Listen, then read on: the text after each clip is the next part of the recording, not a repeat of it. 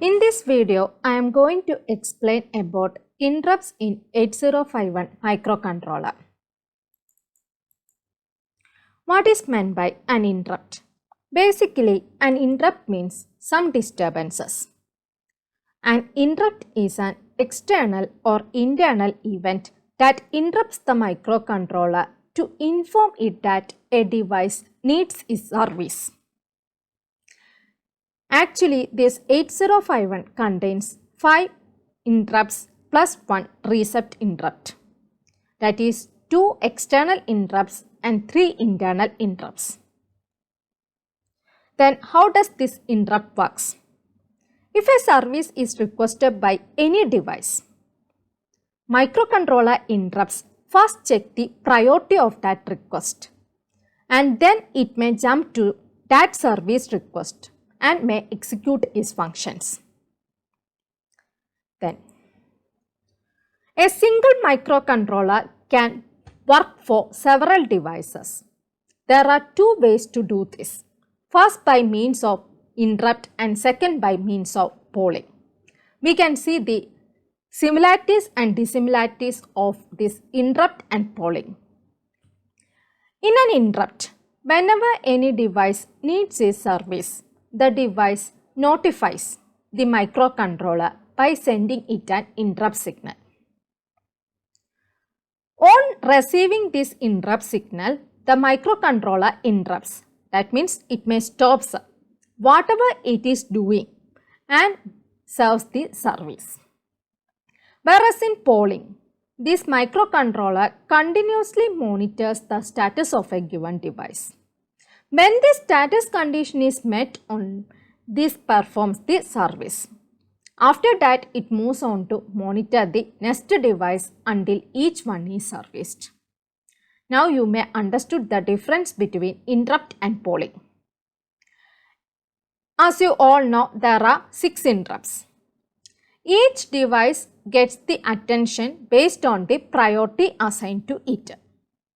Microcontroller can ignore a device request for service. In interrupt, each device gets its attention based on the priority assigned to it only. Whereas in polling, it cannot assign priority, since it checks all devices in a round-robin fashion. That is, first it will execute one device function, then it will execute second device function, then third and so on. Whereas in interrupt, first it may check the priority of the device, which device needs the highest priority, it may go for serving that device function first. Then, in interrupt, time can be saved by performing useful tasks. Since priority is assigned to each device, time can be saved by performing useful tasks. Whereas in polling, it wastes time by polling devices that do not need any services. Then, next is interrupt service routine. The program which is associated with the interrupt is called as interrupt service routine. The program which is associated with the interrupt is called as interrupt service routine. For every interrupt, there must be an interrupt service routine or an interrupt handler. When an interrupt is called, the microcontroller runs this interrupt service routine. For every interrupt, there is a fixed location in memory that holds the address of this interrupt service routine. That memory locations with the interrupts can be seen in next slide. Interrupts in 8051. As I have already told you, there are 5 interrupts plus 1 reset interrupt.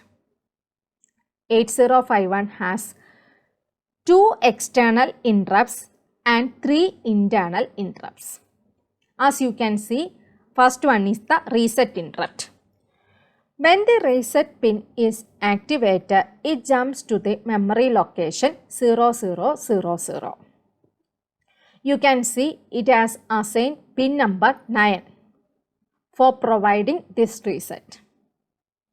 Then there are 2 external hardware interrupts, INT0 and INT1. Pin numbers 12 and 30 in port 3 are for the external hardware interrupts. They are named as INT0 and INT1. This corresponds to memory location 0003 and 0013. As you can see, INT0 corresponds to 03 and INT1 corresponds to 13. Then there are three internal hardware interrupts. They are timer 0 interrupt, timer 1 interrupt and serial COM interrupt RI and TI. This timer 0 interrupt TF0 corresponds to memory address location 000B and timer 1 corresponds to memory address location 001B. TF0 0B and TF1 1B. Then there is a serial communication interrupt, that is mainly known as serial COM interrupt. Serial communication has a single interrupt that can be used for both reception and transmission. That corresponds to memory address location 0023. Serial COM interrupt RI and TI corresponds to memory address location 0023 for both reception and transmission. Then, next is steps in executing an interrupt. As you have already seen, interrupt means some disturbances. So, if a request is called, it finishes the instruction it is executing and saves the address of the next instruction on the stack. Stack means temporary storage area in 8051 microcontroller. Then, it also saves the current status of all the interrupts internally. Then, it jumps to a fixed location in memory called the interrupt vector table. That means, based on the priority, it jumps to that fixed memory location. As you have already seen these address locations, so it may finishes the instruction that is executing and saves this address of the interrupt locations first, then it may jump to the fixed location in memory called the interrupt vector table that holds the address of the intra-service routine. Then microcontroller gets the address of the ISR from the interrupt vector table and then it may jumps to it. It starts to execute the functions related with this ISR until it reaches the last instruction RETI. RETI means return from interrupt.